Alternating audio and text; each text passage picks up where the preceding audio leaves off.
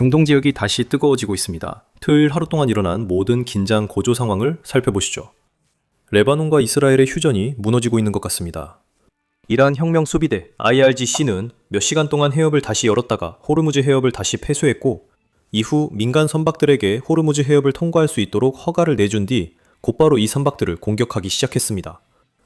이때 도널드 트럼프 대통령이 상황실 회의를 소집하기 시작했습니다.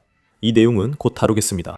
그리고 몇 시간 전인 일요일 오후, 트럼프 대통령은 미국의 봉쇄를 뚫으려던 화물선을 장악했다고 발표했습니다. 다음은 그 발표 내용입니다. 오늘 투스카라는 이름의 이란 선적 화물선이 길이 약 900피트, 항공모함과 맞먹는 무게를 가지고 우리 해군 봉쇄선을 통과하려 했지만 그들에게는 좋지 않은 결과가 있었습니다. 미 해군 유도미사일 구축함 스퓨런스함이 오만만에서 투스카호를 가로막고 정지하라는 충분한 경고를 보냈습니다. 이란 선원들은 경고를 무시했고 우리 해군은 기관실에 구멍을 내어 그들을 즉시 멈춰 세웠습니다. 현재 미 해병대가 해당 선박을 확보했습니다. 투스카호는 과거 불법 행위 전력 때문에 미국 재무부의 제재를 받고 있습니다. 우리는 선박을 완전히 확보했으며 선내에 무엇이 있는지 확인하고 있습니다.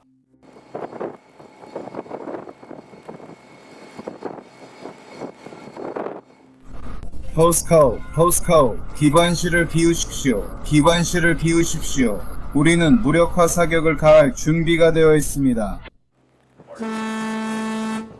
좋아요. 신호탄을 쐈습니다.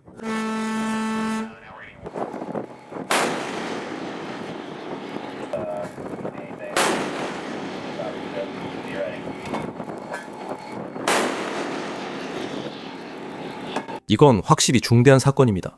지금까지 센트콤에서는 약 24척의 선박, 이 이란 항구에서 봉쇄를 뚫고 나오려고 시도했다고 발표했습니다. 미 해군의 경고에 그들은 선을 넘지 않고 이란 항구로 돌아가기로 했습니다. 하지만 이 선박은 다릅니다. 밖으로 나가려던 게 아니라 오히려 이란 해역으로 다시 들어가려 했습니다. 이 지도를 보시죠. 사건이 발생한 위치의 지도입니다. 보시다시피 이 선박은 이란 해역으로 들어오고 있었습니다. 실제로 이 선박은 말레이시아의 포트칼랑에서 출발했고 이란 항구로 가져가려는 화물을 싣고 있었습니다. 아마도 이것이 미 해군이 경고한 이유일 것입니다. 그들이 듣지 않자 미 해군은 선박을 가로막고 승선했습니다. 여기서 명확히 해야 할 부분이 있습니다. 만약 선박이나 유조선이 비어 있다면 미국은 그들이 이란 해역으로 들어가는 것을 허용합니다. 하지만 화물이 실려 있다면 미국의 봉쇄 대상이 됩니다. 즉, 화물이나 석유가 실린 선박은 이란 항구로 들어갈 수 없다는 뜻입니다. 그리고 화물이나 석유가 실린 선박은 이란 항구에서 나올 수도 없습니다. 봉쇄가 계속되며 이란인들은 분명히 화가 났을 것입니다. 어제 그들이 뭐라고 했는지 한번 보세요. 이 발언은 이란 내부의 중요한 인물, 즉 그들의 수석 협상가에게서 나온 것입니다. 그는 이란 내부에서 계속되는 혼란 때문에 처음으로 TV 인터뷰를 했습니다. 그리고 그 인터뷰에서 그는 전쟁이 언제든지 다시 시작될 수 있다고 말했습니다. 수석 협상가에게서 듣고 싶은 말은 분명히 아니죠. 다시 생각하면 이건 단순한 수사일 수 있습니다. 이란 내부엔 권력 다툼을 하는 여러 파벌이 있기 때문입니다. 그리고 이 남자가 권력 다툼 속에서 TV 인터뷰를 하는 것은 자신의 지배력을 확고히 하려는 시도입니다. 이 사람에 대한 간단한 배경을 말씀드리자면 이 사람은 이란 대통령직에 여러 번 출마했지만 매번 실패했습니다. 많은 전문가들은 그가 수십 년 동안 이란 내에서 최고의 권력을 차지하는 것이 그의 꿈이었다고 추측해왔습니다. 그리고 이제 그를 막던 모든 사람들이 현재 진행 중인 전쟁으로 인해 죽었기 때문에 이제 그가 사실상 권력을 잡을 기회가 온 것입니다. 어떤 면에서는 평화를 원하는 이란 내 사람들에게 긍정적일 수 있습니다. 권력 강화를 위해 미국과 평화 협상이 필요하기 때문입니다. 그리고 만약 그가 그렇게 한다면 그는 사실상 이란 내에서 다음 권력의 중심으로 떠오를 가능성이 더 높아집니다. 물론 지금 이란에는 아직 살아있는 대통령이 있습니다. 하지만 그 사람 어디에 있는지 모르겠습니다. 그는 살아있다는 것만은 확실합니다. 그는 여기저기서 인터뷰를 하긴 하지만 실제로 아무런 권력을 쥐고 있지 않습니다. 협상에도 관여하지 않고 있습니다. 그는 이란 혁명 수비대나 군대와 함께 현재 벌어지고 있는 일들에 어떻게 대응할지에 관여하지 않습니다. 그는 사실상 앞에 내세운 인물일 뿐 아무런 권한이 없는 사람입니다. 그래서 갈리프바에게는 이것이 권력을 공고히 하고 이란 내에서 최고 지도자를 제외한 실질적인 인물로 자리매김할 수 있는 완벽한 기회입니다. 물론 최고 지도자는 이란 내에서 독재자와 같은 존재이기 때문에 그 누구도 그보다 위에 있을 수 없고 그의 권력을 견제할 수 있는 사람도 없습니다. 하지만 그 외에는 갈리프바가 평화 협상을 성사시킨다면 다음 주자가 될 수도 있습니다. 하지만 안타깝게도 가까운 시일 내에 평화 협정이 체결될 가능성은 날이 갈수록 낮아지고 있습니다. 오늘 아침 트럼프 대통령이 발표한 성명을 한번 보십시오. 이란은 어제 호르무즈 해협에서 총격을 가하기로 결정했으며 이는 우리 휴전 협정을 완전히 위반한 것입니다. 총격 대부분이 영국 프렌드시포와 화물선을 겨냥했습니다. 그건 좋은 행동이 아니었죠. 제 대표단은 내일 저녁 협상을 위해 파키스탄 이슬라마바드에 도착할 예정입니다. 이란은 최근 해협을 봉쇄하겠다고 발표했는데 이상한 일입니다. 왜냐하면 이미 우리의 봉쇄로 해협이 닫혀있기 때문입니다. 그들은 자신도 모르게 우리를 돕고 있습니다. 해협이 닫히면 손해를 보는 쪽은 그들이며 매일 5억 달러씩 손해를 봅니다. 미국은 손해가 없습니다. 실제로 지금 많은 선박들이 미국, 텍사스, 루이지애나, 알래스카로 향해 석유를 실으러 가고 있습니다. 이 모든 것이 이란 혁명수비대 덕분입니다. 항상 강한 척 하고 싶어 하죠. 우리는 공정하고 합리적인 합의안을 제안했습니다. 이란이 이를 받아들이길 바라며 거부시 미국은 이란의 발전소와 다리를 모두 파괴할 것입니다. 더 이상 착한 척 안 하겠습니다. 그들이 제안을 거부하면 모든 게 빠르게 무너질 겁니다. 지난 47년 동안 다른 대통령들이 이란에 했어야 했던 일을 제가 해야 한다면 그것은 제 영광입니다. 이제 이란의 살상 기계는 끝나야 할 때입니다. 이제 곧 미국이 이란에 제안한 평화협정 세부 사항을 말씀드리겠습니다. 그 전에 한 가지 성명을 보여드리겠습니다. 하지만 그 전에 여러분께 미국 유엔 대사 마이크 월시의 성명을 보여드리고 싶습니다. 오늘 아침 그는 이란이 평화협정에 동의하지 않으면 미국이 전쟁 확대 계획을 명확히 밝혔다고 했습니다. 한번 들어보시죠. 그럼 휴전에 대해 말씀드리겠습니다. 여러분도 아시다시피 미국과 이란 간의 휴전은 수요일에 만료될 예정입니다. 트럼프 대통령은 오늘 아침 자신의 게시글에서 경고했습니다. 만약 합의가 이루어지지 않으면 미국은 이란의 모든 발전소와 모든 다리를 파괴할 것이라고 했습니다. 더는 좋게 넘어가지 않겠다고 했습니다. 수요일까지 합의가 이루어지지 않으면 대통령이 휴전 협정을 연장할 예정인가요? 글쎄요, 그건 결국 대통령이 내릴 결정입니다. 저는 분명히 국가 차원에서 협상하지 않을 것입니다. 그런 가능성도 있나요? 글쎄요. 모든 가능성이 열려 있습니다. 정말로 모든 가능성이 열려 있습니다. 그리고 대통령은 이 갈등을 완화하기 위해 상황을 고조시킬 준비가 되어 있다는 점을 매우 분명히 밝혔습니다. 그래야만 합니다. 하지만 저는 이 상황이 어떻게든 전쟁 범죄에 해당할 수 있다는 또 다른 터무니없고 솔직히 무책임한 이야기에 미리 대응하고 싶습니다. 우리가 민주당 정치인들, 언론, 그리고 국제사회의 다른 사람들로부터 들어온 전쟁 범죄라는 말입니다. 그것은 잘못된 것입니다. 무책임한 일입니다. 그리고 우리는 이란의 군사력을 지원하는 다리, 발전소, 그리고 기타 인프라를 파괴해온 오랜 역사가 있습니다. 그리고 그들은 민간 자산과 군사 자산을 뒤섞는 오랜 역사가 있습니다. 무기, 탄약, 로켓, 군사 장비 등을 학교, 병원, 그리고 다른 민간인 거주 지역에 숨기는 행위도 포함됩니다. 그것은 이란이 저지르는 전쟁 범죄입니다. 그러니까 우리는 그 점을 분명히 하고 그런 무책임한 발언을 멈춰야 한다고 생각합니다. 이제 중요한 것은 미국이 이란의 발전소와 다리를 공격하겠다고 위협했을 때 정확히 이란이 휴전에 동의했다는 점을 기억하는 것입니다. 기본적으로 재건에 수십 년 걸리는 시설을 공격하라는 것이었습니다. 당시 이란은 협상 준비가 되어 있었지만 불행히도 내부 상황이 많이 달라졌습니다. 외무부 장관이 발표한 성명 때문에 강경파들이 더 많은 권력을 얻게 되었습니다. 외무부 장관이 호르무즈 해협을 개방하겠다는 발언 때문에 권좌에서 물러났다는 추측이 돌고 있습니다. 불과 2주 전만 해도 협상에 나설 의지가 있었던 사람들이 지금은 이란 내부 상황을 보고 두려워서 협상을 꺼릴 수도 있다는 의미일 수 있습니다. 그들은 이란 혁명 수비대 IRGC의 외무장관 지켜보고 외무장관이 공정하게 협상한 후 겪은 일을 목격했습니다. 이제 협상에 나서는 것을 덜 두려워하는 사람들도 있을 수 있습니다. 다시 말하지만 이는 50일 넘게 인터넷이 끊긴 상황에서 사람들이 이란 상황을 추측하는 것에 불과합니다. 우리는 정권 관계자들이 내놓는 몇몇 인터뷰와 성명 외에는 거의 아무런 정보도 얻지 못하고 있습니다. 그리고 그 정보들조차 매우 치밀하게 조율되어 있습니다. 그래서 우리는 이면에서 무슨 일이 일어나고 있는지에 대한 정보가 많지 않습니다. 하지만 협상이 열릴 것으로 예상되기 때문에 며칠 안에 더 많은 것을 알게 될 것입니다. 이제 협상에 대해 이야기하기 전에 미국이 이란에 제안하고 있는 합의안이 무엇인지 살펴보겠습니다. 자세한 내용을 알려드리겠습니다. 들어보시죠. 좋은 아침입니다. 저는 트럼프 대통령과 약 20분 통화했는데 그가 이란이 이 합의에 서명하지 않으면 나라가 폭파될 것이라 했습니다. 그는 이어서 만약 이란이 이 합의에 서명하지 않으면 다리와 발전소가 공격 대상이 될 것이라고 말했습니다. 대통령은 저에게 미국 특사인 제러드 쿠슈너와 스티브 윗코프가 이번 합의를 성사시키기 위해 화요일에 파키스탄 이슬라마바드로 회담을 하러 떠난다고 말했습니다. 회담은 수요일까지 이어질 수도 있습니다. 대통령은 팍스뉴스에 이것이 매우 단순한 합의지만 이란인들에게는 이것이 마지막 기회라고 말했습니다. 대통령은 우리 대화에서 자신이 오바마 대통령처럼 이란에 현금을 주고 핵 프로그램을 계속하도록 허용하는 같은 실수를 반복하지 않을 것이라고 아주 분명하게 밝혔습니다.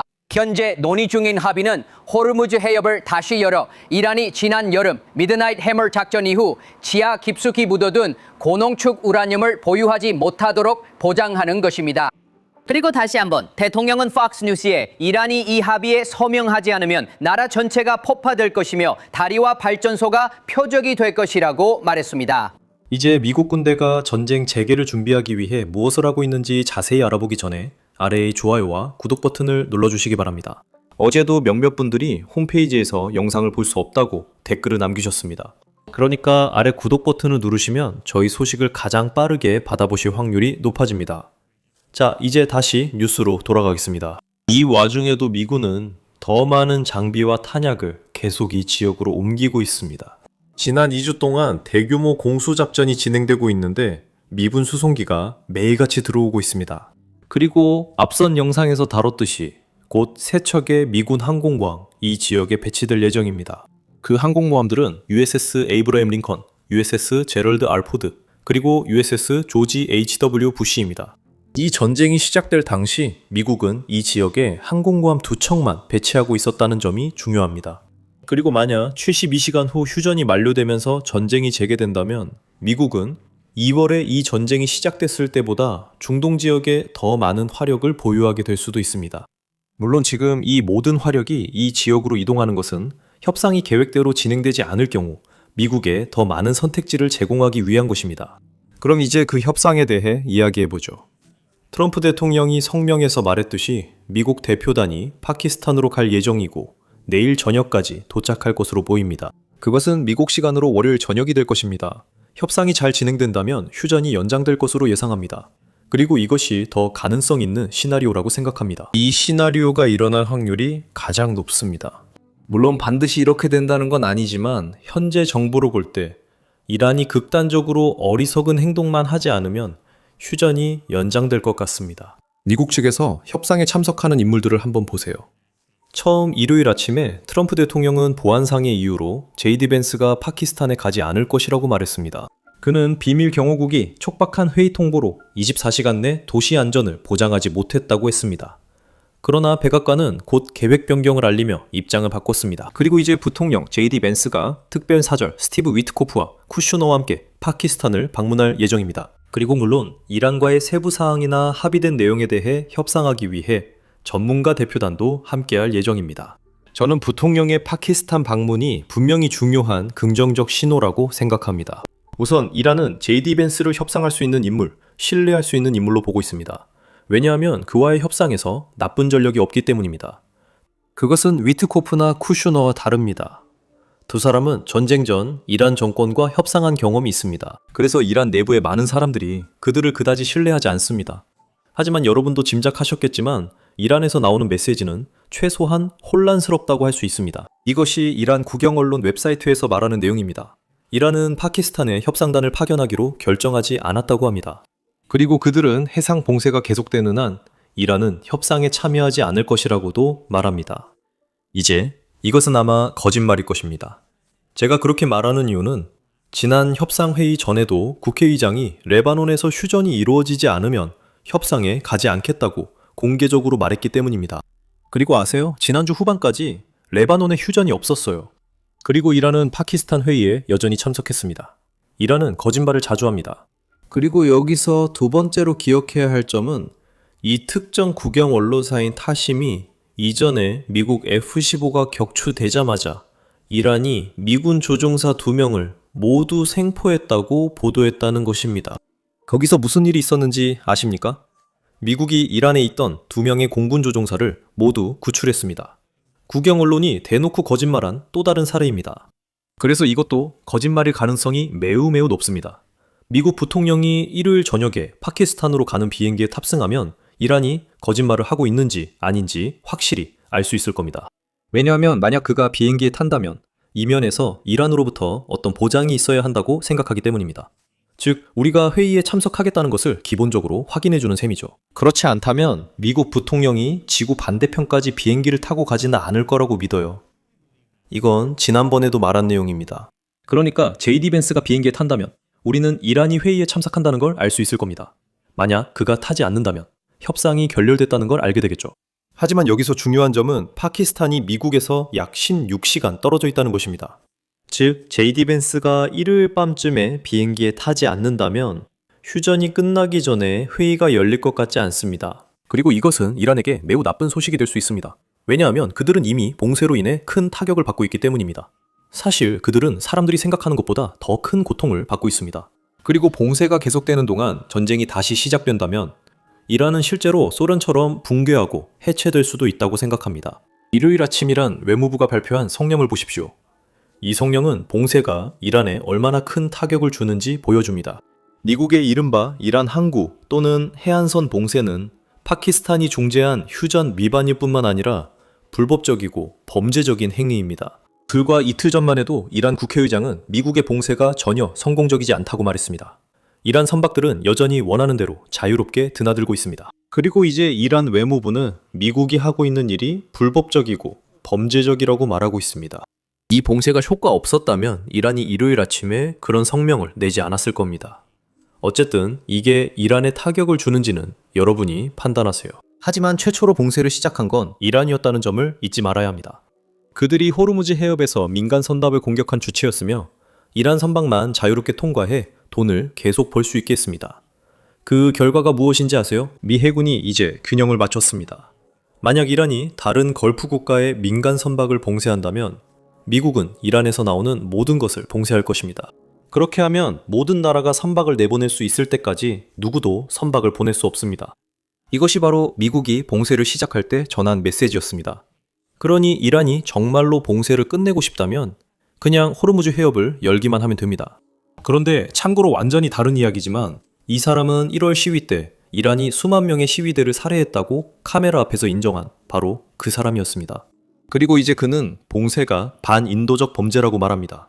이것이야말로 이란의 위선이 극에 달한 모습입니다.